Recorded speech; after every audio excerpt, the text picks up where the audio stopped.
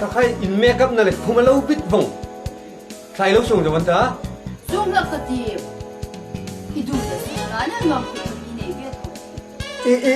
ดจูงามิตีจูอินจากเขามินจากน้ำมั้งยิงการเขาบุฟเฟ่ว่าออฟฟิศเวกันนะที่จางติ้งกับห้องนอกอ่ะตุนละส่งเราคำเมกับผักผู้นี้ฝากทีนี้อีดูเนี่ยเวลาที่ฝากเพลงเนี่ยมีต้นจะเล็ดโดรอยี่เอ็นในมากคันนั่งกินเอาซาบังดึงเอาดมเอาสายริงจะสาวเงินเนาะสาวผู้ที่ส่งนี่จะได้ส่งแล้วว่าฝากให้สอนมั้งอีดูเนี่ยส่งแล้วก็จะมีในเวียดนามอีวัดจงไทยล้อมเด้ออีนุ้ยอีริมสิดิงเตียนังเองนูเฮกุอีสิดิงเทนอตะโลทางอินเจริงอ่ะอีลารับพลางหมดเลยอันเฮนนดามเลยกินโอเคจุดดำจุดมิดไลค์คันยี่จุดมิดทำโน้ตสักครั้งกะที่พันหลอดได้อีนี่จีทุบะนี่จีกันเด็ดอ่ะกะจิตตะโลเจ้มิดตัวเลยยี่ทำมา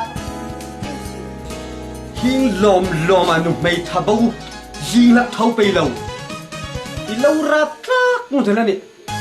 ที่ศาสตร์จะมีในโนราเนี่ยละหนอมจงดำจุดน้อยมิจิกันนุ่งที่มากันไอเจนเลยนั่งไอ้นี่มิกระกันไอ้ไม่เจนนี่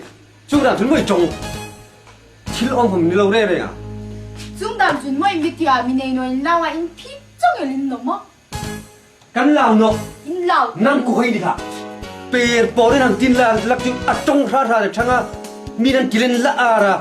เป็นเล่มที่เงินที่นั่งนุ่ยไว้ช่วยเราต้องกินโชคน้องหัวเลย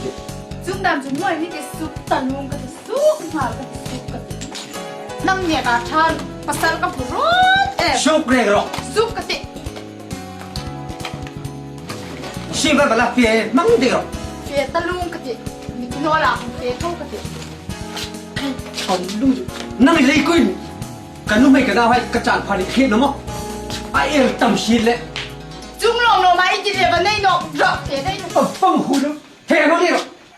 โชคเดียว